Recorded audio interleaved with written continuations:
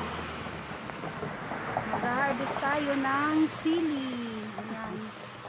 Siling maanghang.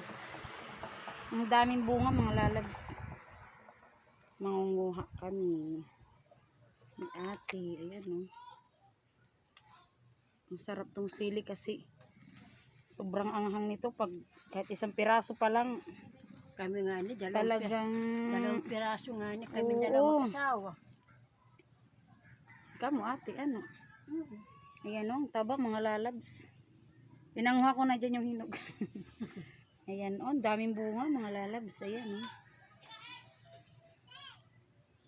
Ang daming mga bunga mga lalabs.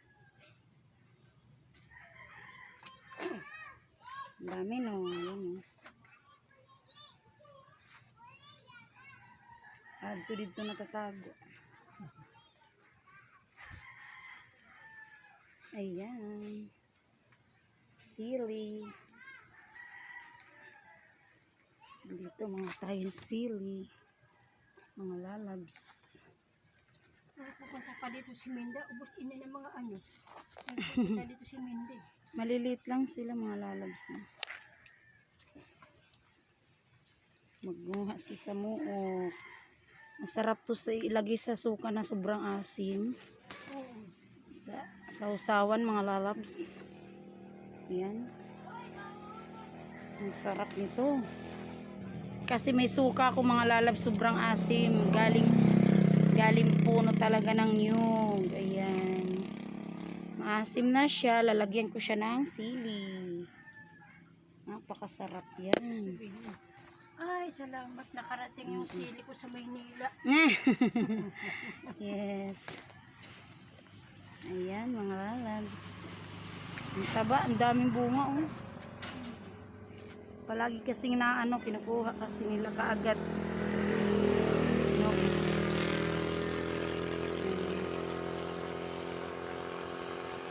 Nagtatago yung iba.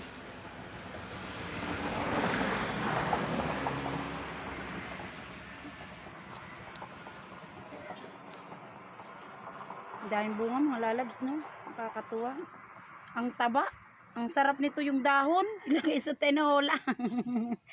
Tinola yung yung sa manok. Ang sarap niyan. Naku, tingnan nyo ang taba-taba ng dahon. Ang yabong, oh. Di ba? Ang dami mga lalabs. Ang sarap niyan sa tinola.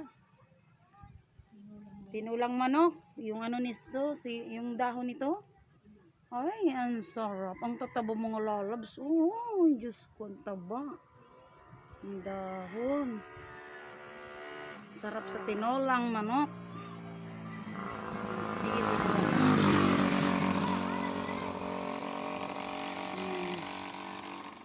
Dito tayo.